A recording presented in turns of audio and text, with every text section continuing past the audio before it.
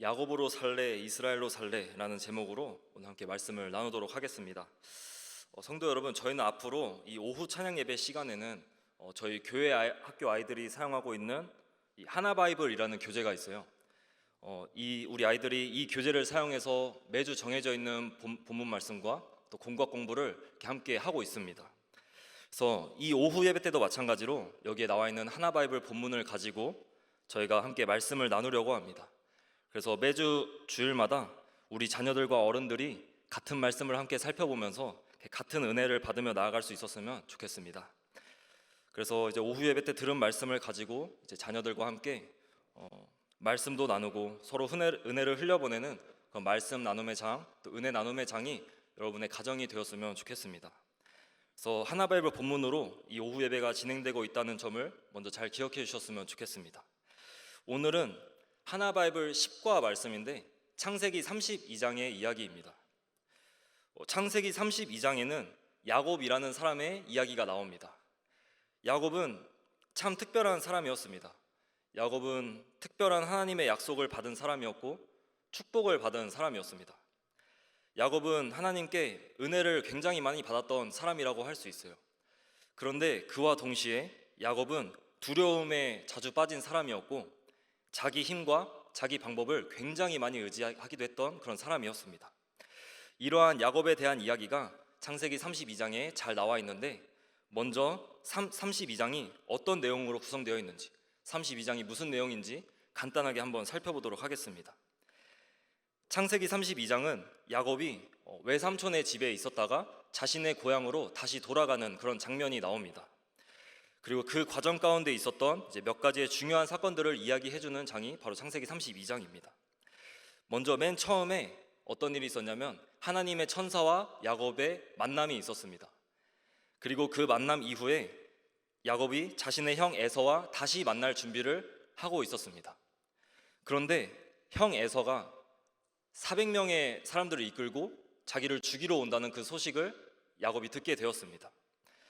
그러다 보니까 야곱은 자신의 고향으로 돌아가면서도 엄청난 두려움, 정말 이 굉장한 두려움을 야곱이 가지고 있었습니다. 왜냐하면 형이 자기를 죽이려고 한다고 하니까 굉장한 두려움을 가지고 있었겠죠. 그래서 그 두려움을 가진 상태에서 이제 형 에서를 만나기 전에 무슨 일이 또 있었냐면 야곱과 하나님의 씨름하는 사건이 있었습니다. 야곱이 하나님의 천사와 씨름을 하면서 날이 새도록 밤이 새도록 함께 싸웠습니다. 그리고 하나님은 그 씨름하는 과정에서 야곱의 허벅지 관절을 치게 되었고 야곱의 이름을 이스라엘로 바꾸셨습니다.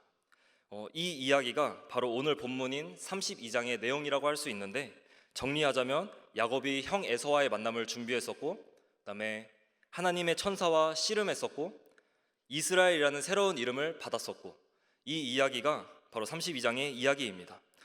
그래서 이러한 상황적인 배경을 잘 생각하시면서 오늘 말씀을 함께 나누면 참 좋을 것 같습니다.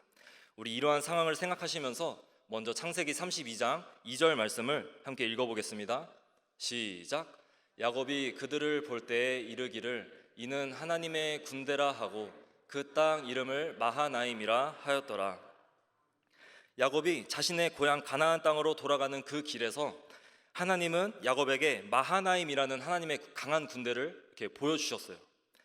이 모습은 하나님께서 두려움 가운데 빠져 있었던 야곱에게 하나님의 강한 군대를 보여주시면서 이 하나님의 강한 군대가 널 보호할 거다.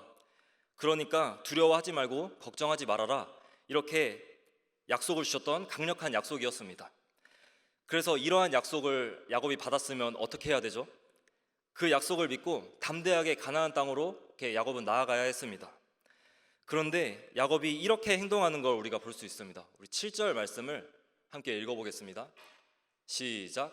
야곱이 심히 두렵고 답답하여 자기와 함께한 동행자와 양과 소와 낙타를 두 떼로 나누고 야곱이 담대하게 나아가기는커녕 여전히 형 에서를 두려워하고 여전히 그 두려움에 완전히 사로잡혀 있었다는 것을 우리가 볼 수 있습니다.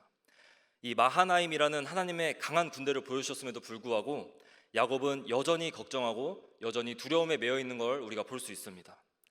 그런데 여기서 야곱이 잘했던 일이 한 가지가 있었습니다. 우리 11절 말씀을 우리 함께 읽어보겠습니다.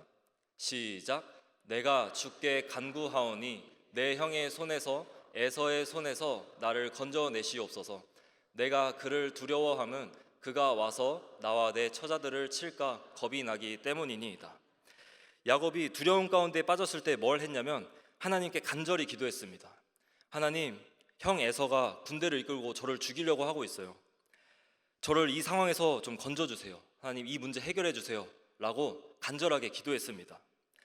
이처럼 큰 두려움이 몰려왔을 때 하나님께 기도했던 건 참 잘한 일이었다고 우리가 볼 수 있습니다. 그래서 하나님께서 그 기도에 이렇게 응답을 주셨습니다. 12절 말씀을 우리 함께 읽어보겠습니다. 시작.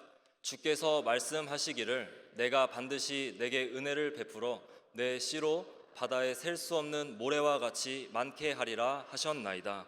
아멘. 이렇게 야곱이 두려움 가운데 있을 때 간절히 기도했어요.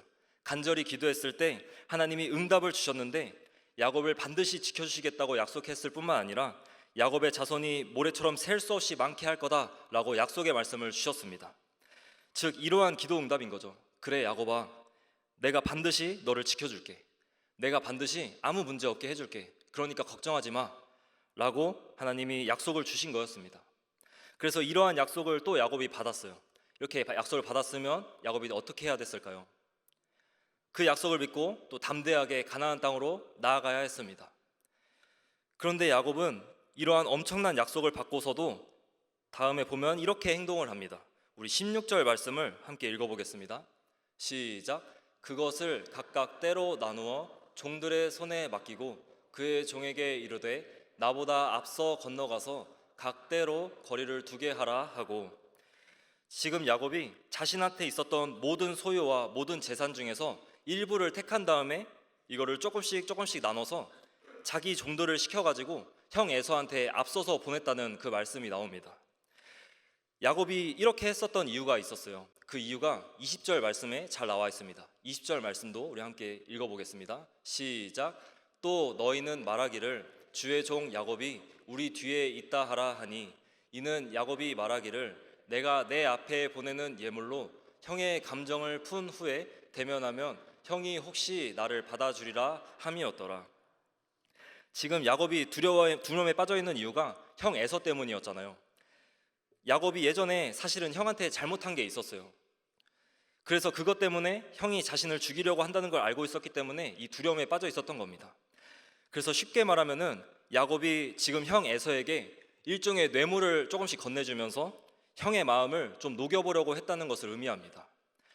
하나님께서 분명히 야곱에게 2번이나 약속을 해주셨어요. 2번이나 야곱에게 확신을 주셨어요. 그래서 야곱이 그냥 그걸 믿고 담대하게 가나안 땅을 향해서 가기만 하면 되었었는데, 지금 야곱은 이 약속을 받고서도 여전히 인간적인 방법으로만 자신의 문제를 해결하려고 하고 있다는 것을 의미합니다. 형의 마음을 좀 풀어보기 위해서 뇌물이라도 좀 보내보는 것이죠. 그리고 그렇게 했는데도 안 되면 지금 이렇게까지 하겠다고 하고 있습니다. 우리 21절에서 23절 말씀, 우리 세 구절을 한번 읽어보도록 하겠습니다. 시작. 그 예물은 그의 앞서 보내고 그는 무리 가운데서 밤을 지내다가 밤에 일어나 2 아내와 2 여종과 11 아들을 인도하여 야복 나루를 건널세 그들을 인도하여 시내를 건너가게 하며 그의 소유도 건너가게 하고, 지금 이렇게 형 에서한테 뇌물을 조금씩 보내면서 마음을 녹이고 돌이켜보려고 했는데, 만약 그래도 형 마음이 안 돌아오면 어떻게 할 것인가 하는 거죠. 그곳에 야복강이라는 강이 있었습니다. 그렇게 크지 않은 강이었어요. 야곱 자신의 가족들 4명의 아내들과 12명의 아들, 딸들을 먼저 그 강을 건너가게 했습니다. 그 야복강 건너에 자신의 가족들을 먼저 가게 하고 자기는 혼자 뒤에 빠져서 야복강 뒤쪽에 있겠다는 것을 지금 보여주고 있는 거예요. 그러니까 지금 뇌물을 줬는데도 형 마음이 안 풀려서 자기를 치려고 한다? 그러면 이제는 자기 가족을 방패로 삼아서 자기는 도망가겠다, 지금 이 이야기를 하고 있는 겁니다. 여러분, 이것이 바로 야곱의 모습이었습니다.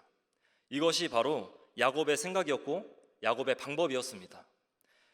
야곱이 하나님을 믿어보려는 마음으로 두려움 속에 있었을 때 간절히 기도했고, 그 기도에 대해서 응답도 주시고 하나님께서 약속을 분명히 주셨음에도 불구하고 여전히 자신의 힘과 자신의 방법과 자신의 생각대로만 이 문제를 어떻게든 해결해 보려고 하는 그런 모습을 야곱은 보이고 있었습니다.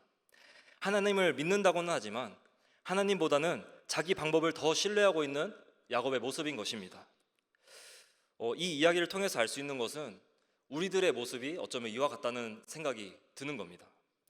우리도 마찬가지로 하나님을 믿는다고는 말하지만 이제 그거와 상관없이 여전히 나의 인간적인 방법으로 나의 문제와 어려움들을 해결하려고 하는 모습을 보일 때가 참 많이 있다는 것입니다.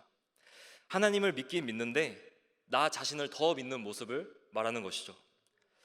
그렇다고 내 방법이라고 했을 때 뭐 대단한 거냐? 그렇지도 않아요.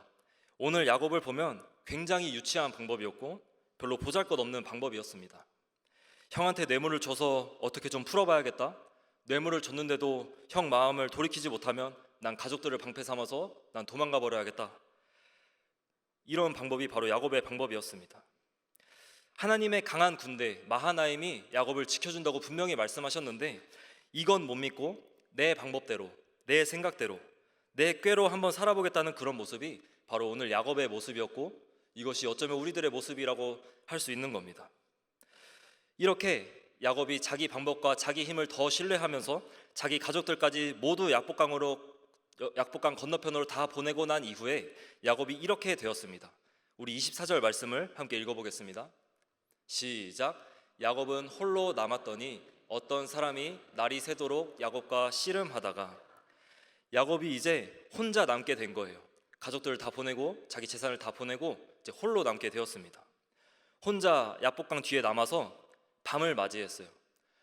그 밤이 어쩌면 깊은 고독의 밤이었을 거라고 생각합니다. 앞에서는 형 에서가 죽이려고 기다리고 있고 뒤로는 혼자서 돌아갈 길이 싹 막혀있는 그런 상황이었습니다. 자신의 모든 인간적인 방법을 다 동원해봤음에도 불구하고 자기에게 있는 문제는 여전히 해결되지 않고 앞으로 나아갈 수도 없고 뒤로 물러날 수도 없는 그 깊은 고독의 밤을 야곱이 아마 맞이했을 겁니다. 그런데 그 깊은 고독의 밤 속에 있을 때 하나님께서는 야곱을 홀로 두지 않으셨다는 것을 우리가 볼 수 있습니다. 그 순간에 바로 하나님께서 이 야곱을 찾아오십니다. 24절에 어떤 사람이라는 사람이 나오는데 이건 우리가 그 뒤에 내용을 보면 이분은 하나님이었다는 것을 우리가 알 수 있습니다. 하나님께서 깊은 고독 가운데 있는 그 야곱을 하나님께서 찾아오신 것을 의미합니다. 왜 찾아오셨냐면 바로 그렇게 자기 힘으로만 살고 있는 이 야곱을 좀 변화시키기 위해서 하나님이 지금 찾아오신 것을 의미합니다. 그래서 하나님이 거기서 야곱과 씨름을 했습니다. 야곱과 밤새도록 씨름을 하면서 야곱과 싸웠습니다. 하나님이 야곱과 씨름을 했던 이유는 이 씨름을 통해서 야곱을 좀 변화시키길 원하셨기 때문이었습니다. 이 씨름이라는 것은 단순히 육체적인 그 싸움을 의미하는 것이 아니라 야곱이 자기 자신을 좀 내려놓고 하나님만 온전히 의지하는 자로 만들기 위한 영적인 씨름이었다고 할 수 있습니다. 그래서 이 씨름에서 야곱이 끝까지 막 버티니까 결국 하나님께서 끝내 야곱의 허벅지 관절을 치셨고 야곱은 그 일로 인해서 평생 절뚝거리는 자로 살 수밖에 없게 되었습니다. 이제 그는 절뚝거리는 자가 되어서 자기 힘으로 도망갈 수도 없고 자기 힘으로 살아갈 수 없는 그런 사람이 되었습니다. 그리고 그때 하나님께서 갑자기 이렇게 물어보십니다. 우리 32장 27절 말씀을 함께 읽어보겠습니다. 시작. 그 사람이 그에게 이르되 내 이름이 무엇이냐? 그가 이르되 야곱이니이다. 여기서 갑자기 뜬금없이 이름을 물어보세요. 하나님이 야곱의 이름을 몰라서 물어본 게 아니었겠죠. 하나님이 야곱의 이름을 몰라서 물으신 게 아니라 야곱 자신이 그동안 어떤 사람이었는지를 스스로 되돌아보고 스스로 인정해보고 스스로 고백하도록 하기 위한 그런 질문이었습니다.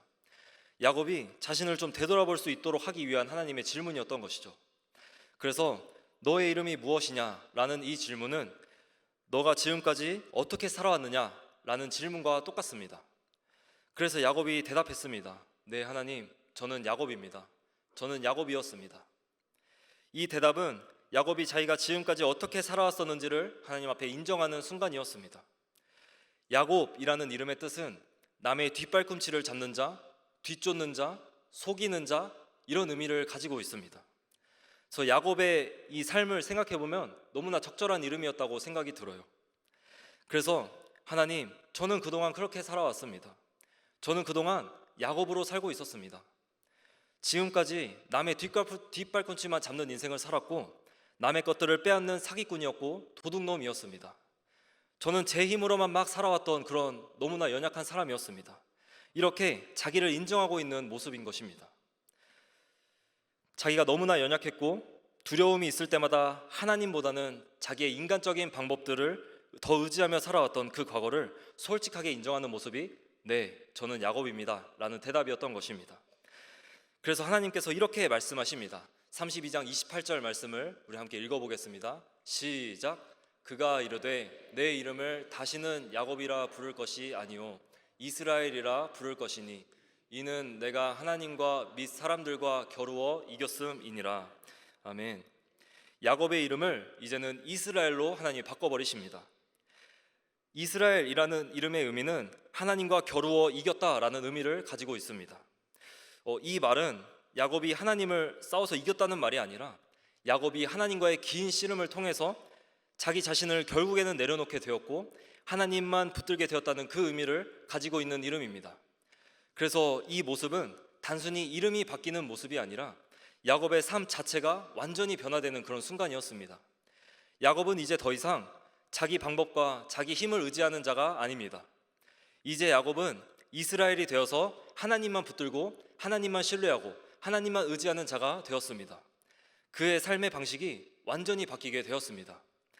그래서 결국에는 이렇게 됩니다. 우리 32장 31절 말씀을 함께 읽어보겠습니다. 네, 시작. 그가 브니엘을 지날 때에 해가 돋았고 그의 허벅다리로 말미암아 절었더라. 아멘. 그가 비록 하나님과의 씨름으로 인해서 다리를 저는 인생이 되었지만 31절을 보면 깊은 고독의 밤이 아니라 이제는 해가 도는 인생으로 바뀌었다라고 우리에게 말해주고 있습니다.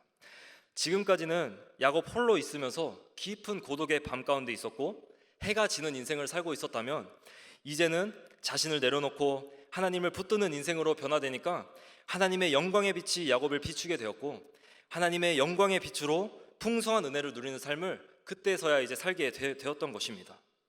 그리고 이 사건이 있고 난 뒤에 바로 다음 장인 33장을 보면은 말도 안 되는 일이 펼쳐집니다.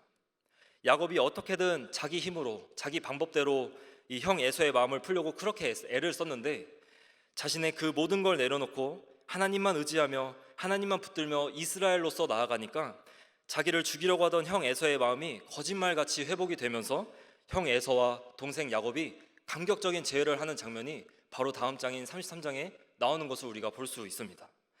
이 이야기가 오늘 본문 말씀의 이야기였습니다. 사랑하는 대강교회 영가족 여러분, 오늘 야곱의 이야기를 통해서 여러분은 무엇을 느끼셨습니까? 우리가 하나님을 진정으로 만난 자들이라고 한다면 우리의 삶의 방식이 이와 같이 완전히 달라져야 할 줄 믿습니다. 그런데 저와 여러분을 되돌아보면 여전히 야곱처럼 살아가고 있지는 않는지 우리가 함께 되돌아보았으면 좋겠습니다. 여전히 나의 방법, 나의 계획, 나의 생각을 더 의지하면서 살아가고 있지는 않았는지 우리가 함께 이 시간 되돌아보았으면 좋겠습니다.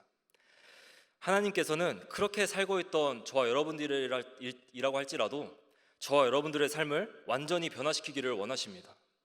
그래서 저와 여러분들의 삶 속에서 때로는 수없이 많은 씨름들이 있을 수도 있습니다. 그런데 그 씨름들의 목적은 결국 우리가 내 자신을 좀 내려놓고 하나님을 온전히 붙드는 자가 되도록 하는 것이 하나님께서 그 씨름을 우리에게 주신 목적이라고 할 수 있습니다. 내 방법이 아니라 하나님의 약속을 믿고 살아가는 이스라엘의 삶을 살아가도록 하는 것이 바로 우리에게 있는 수많은 씨름들의 목적인 것입니다. 그래서 저와 여러분들은 선택해야 합니다. 여러분 앞에 두 가지의 길이 있습니다. 한쪽 길은 계속해서 야곱으로 살아가는 그 길입니다. 두려움과 걱정과 문제들 속에서 자기 방법을 더 의지하며 자기가 자기를 책임져야 하는 그런 인생길입니다. 그리고 다른 한쪽 길은 이스라엘로 살아가는 길입니다. 내가 아니라 하나님의 약속을 믿고 하나님을 더 신뢰하며 의지하며 나아가는 그런 길이라고 할 수 있습니다. 그래서 여러분들은 어떤 삶을 선택할지 잘 생각해 보셨으면 좋겠습니다. 야곱처럼 인간적인 방법을 의지하면서 살 것인가, 아니면 이스라엘처럼 우리 하나님을 더 의지하며 하나님을 더 붙들며 살 것인가, 오늘 제목처럼 야곱으로 살 것인가 이스라엘로 살 것인가. 저와 여러분 모두는 꼭 이스라엘로 사는 삶을 선택해서 하나님께서 주시는 그 약속과 은혜를 날마다 붙잡고 나아가며 승리하는 인생을 살게 되시기를 주님의 이름으로 간절히 소망합니다. 그래서 여러분, 오늘 말씀을 꼭 기억하셔서 내 방법, 내 생각, 이것이 아니라 하나님만 의지하며 하나님의 말씀을 따라가는 그 인생을 살아가게 되시기를 주님의 이름으로 간절히 소망합니다.